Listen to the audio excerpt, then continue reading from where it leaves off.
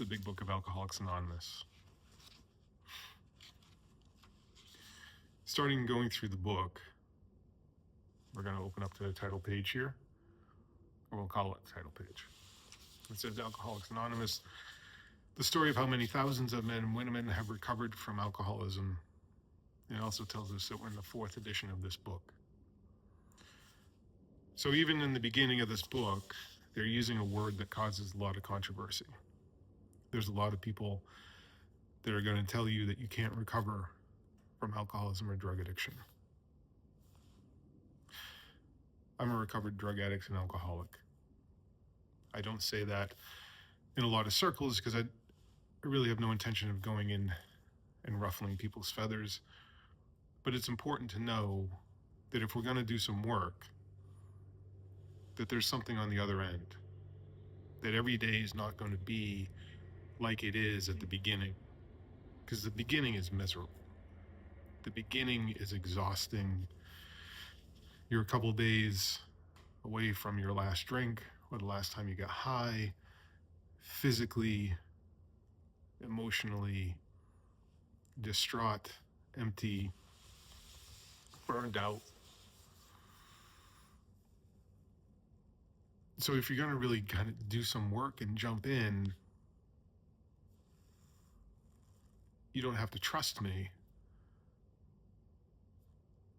but you do have to trust that everything that's brought you up to this point, everything behind you that's already written in stone, hasn't worked and won't work.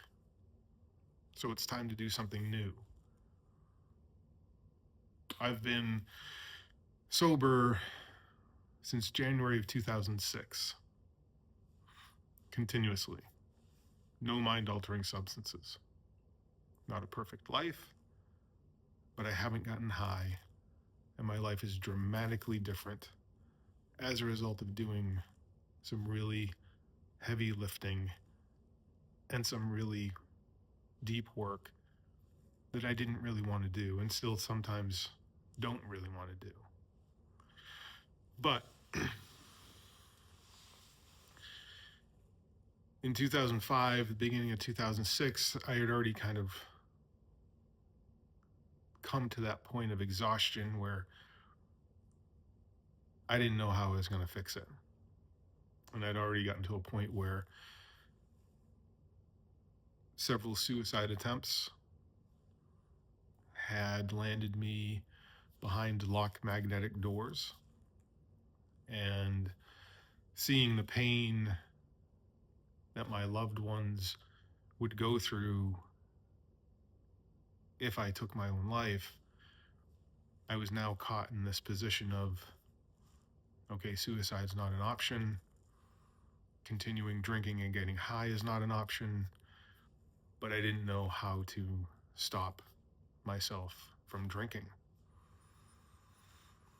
And when it was laid out to me like this, well, here's this book that has an instruction manual in it, and it was laid out to me by somebody that I used to drink and get high with, who I didn't think should or could ever get sober.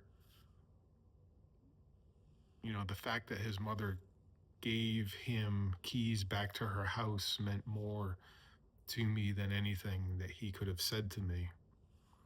And he said, basically, I followed this book, and he introduced me to other men and women who followed this book, and it wasn't, okay, go to a meeting every day. And I have nothing against meetings. Meetings are incredibly useful and beneficial for anybody at the beginning of their process or in long-term recovery as a place to kind of make connections. But I'd also already had this experience where I couldn't stay sober going to 23 meetings a week and living at my parents' house trying to be sober. I had already kind of crossed this threshold of understanding in my own experience that I'm not the guy who can stay sober just by going to meetings every day, or 2 meetings for that matter, or 3, or on Sundays 5 meetings for that matter. So when it was presented to me that the guys who wrote this book wrote it at a time, the beginning, early stages of AA, where AA didn't exist the way it does today. There was not a meeting on every street corner across the country, let alone across the world, for people to kind of bounce to and meet people and stay sober. And that's all I was trying to get involved in going to meeting attendance. So when it was presented to me that, hey, here's something that these guys who didn't have a meeting to go to every night, this is what they did.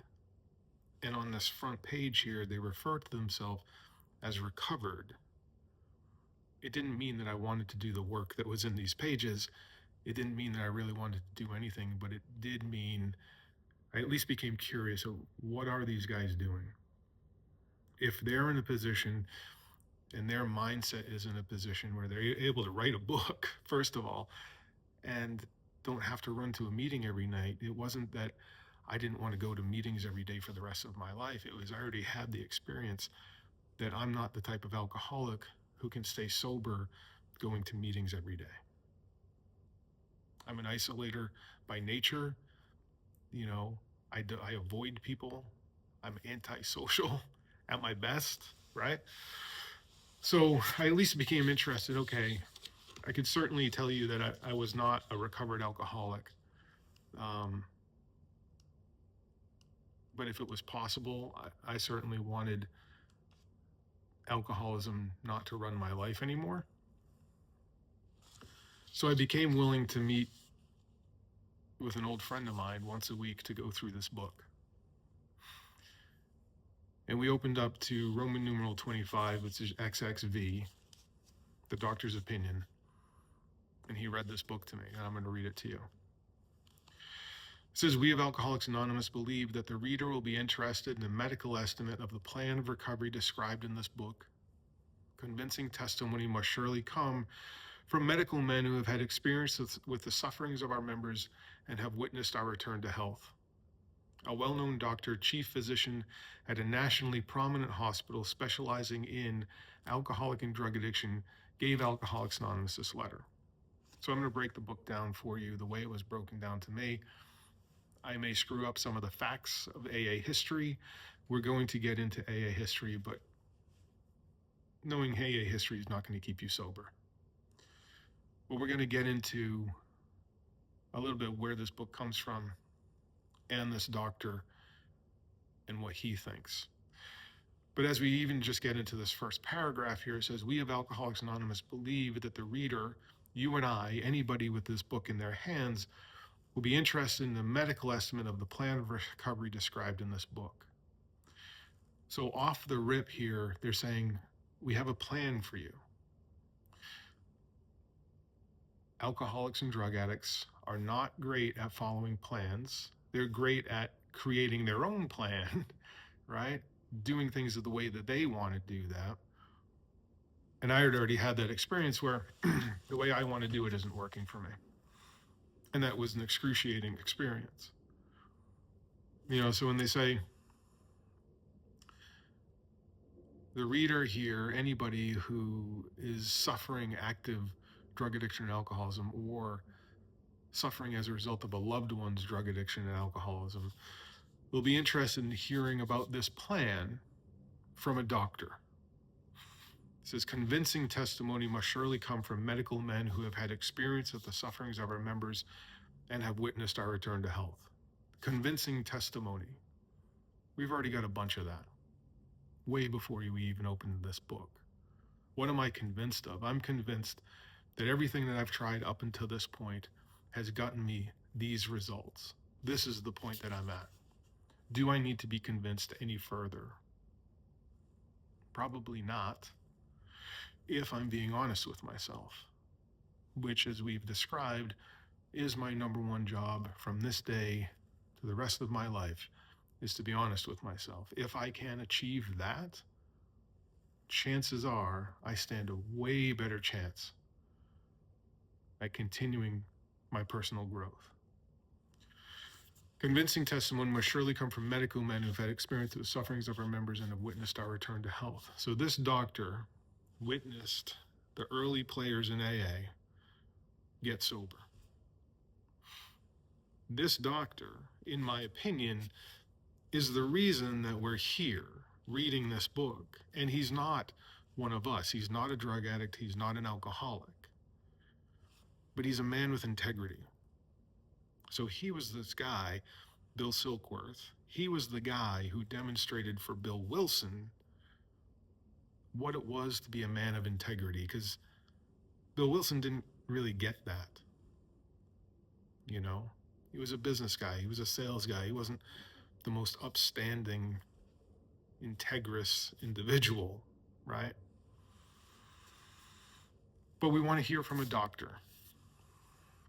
So Bill Wilson's the guy who started writing this book.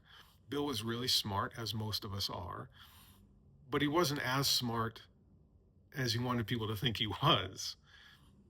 And Bill Silkworth, the doctor here, who treated him, who observed him, he's kind enough to write these letters when Bill Wilson approaches him, right? Again, this is written in the 30s, at a time where alcoholism was not viewed like it is today, right? An alcoholic is somebody who lacks intelligence, hits his wife, can't hold down a job, right? All these things are not true. Bill Silkworth, who's dedicated his life to helping people like us, knows that they're not true. So when Bill Wilson has an experience as a result of this work that his friends had done with him, Bill Wilson is smart enough to recognize my network isn't going to believe a thing I say. I've burned all of them.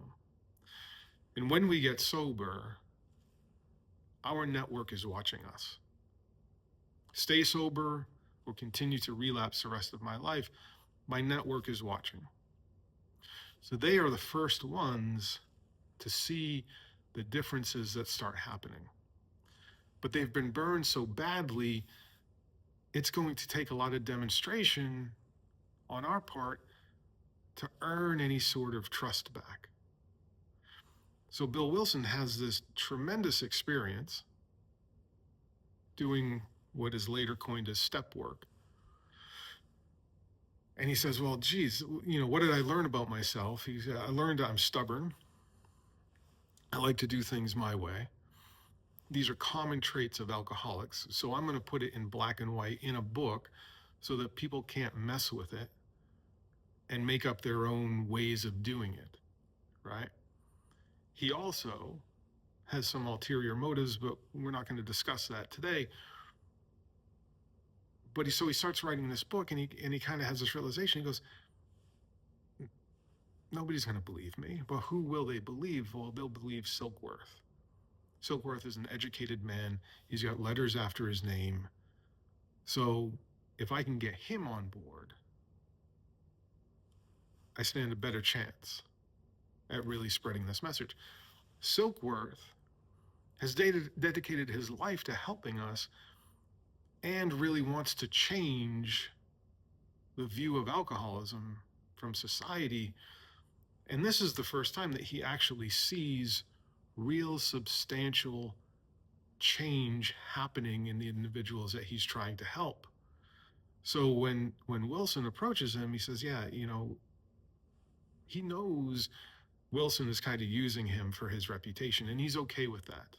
And he also knows, I write these letters, I'm putting my name on the line here, and the medical fraternity may not necessarily view that as the most sane thing to do.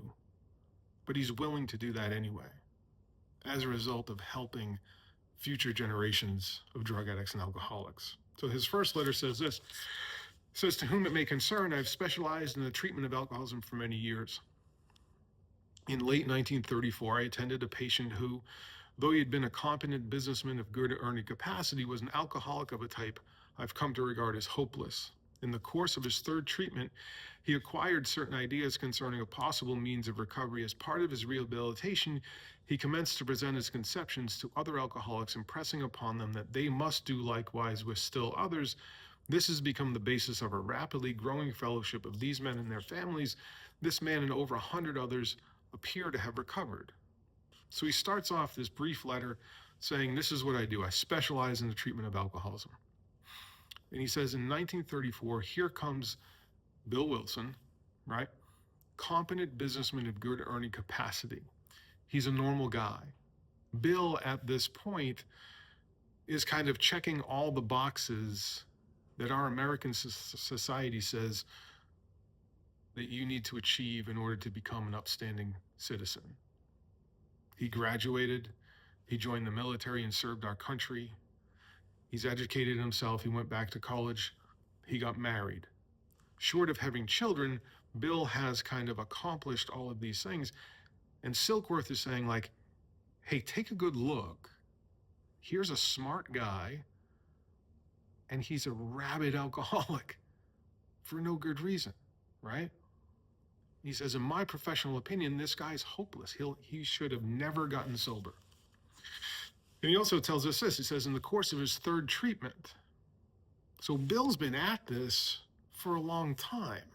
And whatever treatment looks like, right? And treatment is very different in 2026 than it was in 19 whatever, 2030 whatever, right?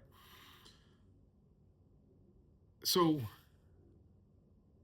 Bill Wilson has kind of subjected himself to these cement rooms, labeled a dipsomaniac, putting his life in jeopardy, right? In really dark places, trying to get sober. And before you even wind up in treatment, whether your treatment looks like an AA meeting or it looks like getting wheeled into Unit 28 of Norwood Hospital in 4-point restraints, finding yourself in hotel rooms, or having heart-to-hearts with a loved one who you think can help you, whatever treatment looks like for you, seeing a therapist, by the time it gets to that point, you've been suffering for a long time, right? And Bill's at this point too, in the course of his third treatment, his runs are getting shorter and shorter because you're getting further and further lost in active addiction, and you get no relief on either side of the fence, sober, actively using. So he says, in the course of his third treatment, he acquired certain ideas concerning a possible means of recovery. As part of his rehabilitation, he commenced to present his conceptions to other alcoholics, impressing upon them that they must do likewise with still others. This has become the basis of a rapidly growing fellowship of these men and their families. This man and over 100 others appear to have recovered. So here's a doctor using the word recovered that says these guys are no longer suffering from their alcoholism. They're still alcoholics, right? But they're not suffering from it. But then the doctor skips over any of the work. Because at this point, early, a few pages into the book, we're not even into a real chapter yet. We just kind of want to get you through and kind of like, hey, we know what we're talking about here. Here's Bill Wilson. He's been around in the course of his third treatment. He says, as part of his rehabilitation, he commenced to present his conceptions to other alcoholics. So this kind of does us a little bit of a disservice here because it skips over that Bill did any work. He says, well, he went to treatment and then he started helping other people. But here's the thing. We don't really want to start helping other people until we've done substantial work. Or else I run the risk of hurting other people. And we don't want to, if we can't help them, we don't want to hurt them. And we have to be careful in keeping our ego in check. This is where the suggestion of a sponsor comes in as somebody who can kind of keep an eye on us, also be available for us to ask questions. Hey, I don't understand, why they suggest I go to 90 meetings in 90 days. Somebody who can kind of help me, kind of explain things to me. We will get into how to choose a sponsor, what a sponsor should offer at some point. But, he says, impressing upon them that they must do likewise with still others. Our goal here is to get through this process and to share it with somebody else, right? And when you have an experience with this work, when you know what it's like to be behind the lines in active drug addiction and alcoholism, and you get freed of that, you have to share it. So this is a missing piece for a lot of people who go through this work, do a lot of the heavy lifting, get their life kind of back, and then they don't help anybody. This is problematic. The way it was kind of presented to me is, I'm really only half baked until I take somebody through this process, which makes a lot of sense. Like raw cookie dough, really good. Can also make me pretty sick. Baked, warm cookie with melted chocolate chips in it, come on. So we want to get to a position and then start helping people, right? It says this has become the basis of a rapidly growing fellowship of these men and their families. Men and women helping each other through this process, men with the men, women with the women. We can explain that later if it needs explanation. But helping people through the same process that helped them. This fellowship starts building. Again, there's no AA here. These people are meeting in living rooms, helping each other. And there's a filtering process because not everybody is willing to do a lot of the work that is required to get to a position of being okay. And that's the nature of drug addiction and alcoholism, this twisting and this distorting of my perspective. When I'm in a tremendous amount of pain, I'm willing to do whatever the hell you want me to do. Once that pain starts to water down or subside, I become less willing. And until I have an awareness of that, it's really not going to scare me, and I'm going to believe the narratives that I'm telling myself, because typically what's going to happen is these emotion things are going to kind of come up, right? I get banged up once or twice. I get scared, and I'm already kind of crossed the line into my active drug addiction and alcoholism. I don't even want to drink anymore. I get some kind of close call. I wind up in the psych ward for a few days. I start sleeping again. I get a full night's sleep, which looks like 4 or 5 hours of sleep. I start to feel better. I start having designs on, I'm going to start jogging. I'm going to start eating better, right? Once I start to physically feel better, what starts to happen to me is the insanity starts creeping in, which doesn't look like I'm going to drink or get high. It looks like I'm going to focus on this over here so that I don't have to focus on my alcoholism anymore, because I really don't understand it. Most of us come to this. I had no idea what an alcoholic was. I called myself an alcoholic and drug addict for years, kind of earning my stripes, right? But I didn't really even know what I was saying. And we're getting into tonight what the definition of an alcoholic is. But they're saying as a result of people helping people, this fellowship starts to evolve. And they kind of describe here a little bit like there's a difference between the program and the fellowship. They are not one and the same. The program is how I live my life. The fellowship is kind of like gravy on top. Like I get to be involved and use it as a way to help other people and become friendly and kind of have this kind of thing. But that goes away when I go home. So when I go home, it's really important, and I'm not perfect at this, to bring that program into my house, to bring that program into my relationship with the community outside of AA. The doctor says, I personally know scores of cases who are the type with whom other methods had failed completely. What else have I tried to get sober? Movies, exercise, moving, being in a relationship, not being in a relationship, working 2 full-time jobs because I've put myself in such financial harm that if I'm not drinking or getting high, I'll have all this time and energy, so I'll be able to get myself out of debt. I'll go back to school. I'll get an art degree. The reason that I'm drinking is because I'm depressed about all these warehouse jobs that I'm taking, and I'm not really applying myself, and I'm wasting my talent. So I'll move back in with my parents, and I'll fix my financial situation, and I'll go back to art school. All of those didn't work for me. So then I wind up in AA. And then I do the same thing that I do. I cut corners because I don't know, and I haven't necessarily had this experience, that I'm in trouble. Because there's still this rational part of my brain that thinks pretty rationally. When I am in problems in my life, it would make sense to move back in with my parents if that's an option for me. I'll get my life back in order. It'll give me time to breathe. I'll get rid of some of these stresses, right? So,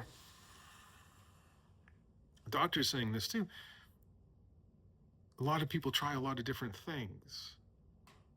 And as we're getting further and further into this recovery world that we're now living in, there are more things that are being offered and offered and offered. And we have to be truthful with ourselves about what is the alcoholism that I have? What is the drug addiction that I have?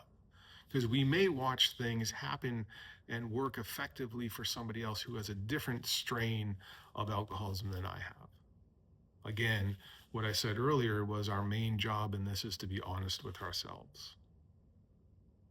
That's hard, right?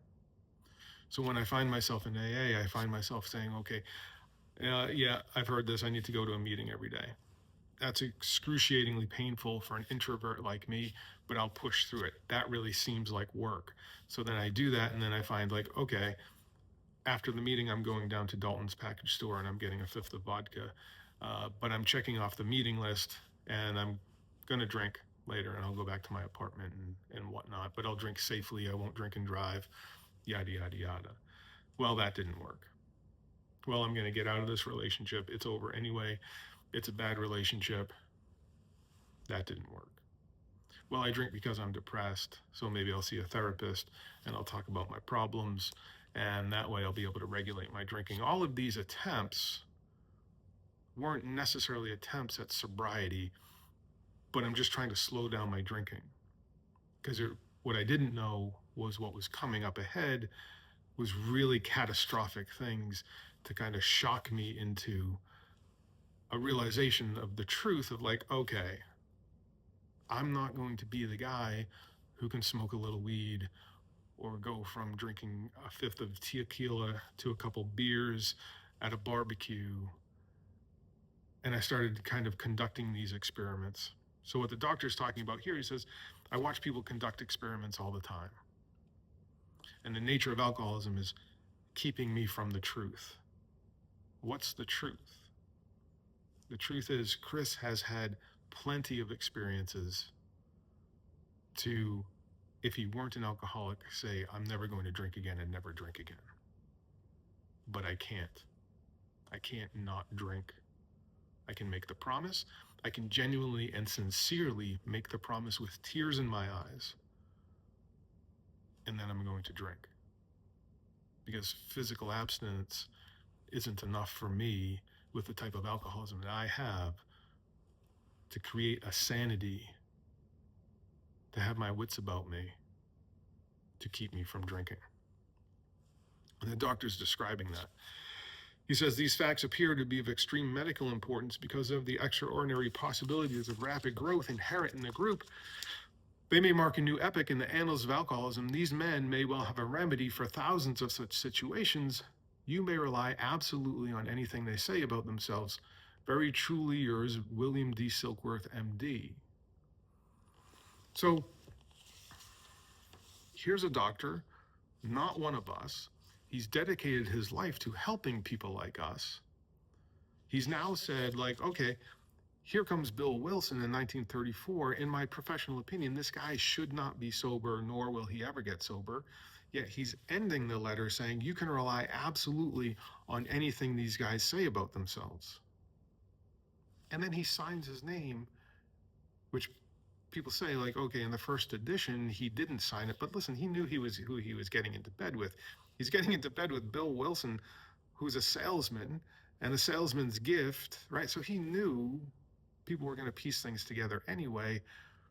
He didn't need to put his name on the letter. But he's saying here, here's a remedy for thousands of such situations far beyond just Bill. Like, let's watch as these guys try to help each other, and clearly not everybody is going to be at the level to do all of it immediately, but through that filtering process, you're going to catch some here and there who have what floats around, right? That gift of desperation to follow through with doing some things that they're not willing to do, or not, they don't want to do, but they have a willingness just to kind of do it because they don't know what else to do. He says, you may rely absolutely on anything they say about themselves. I desperately wanted that back. I wanted the ability for my friends and my family to trust me. I didn't know if I was going to get that back. And I can't say with 100% honesty that that's entirely come back. And this process doesn't really promise you that. What this process can deliver you is far more important than whether or not your loved ones trust you. What's far more important than that is that you have the ability to trust yourself. That you know, regardless of whether they think so or not, that you will show up for your loved ones if and when they really need you. They don't need to believe that. What's more importantly is that I believe, and I know for a fact, that when my loved ones need me, I can show up. That's way more important at connecting and aligning my inner wisdom in my life with my inner wisdom than whether or not they believe it. That's what we're going for in this work. We're going to end here. We'll reconvene for part 2 of Doctor's Opinion. But that's the work that we're doing here. We're creating a connection and a wholeness and an alignment. And we're learning how to nourish and maintain that.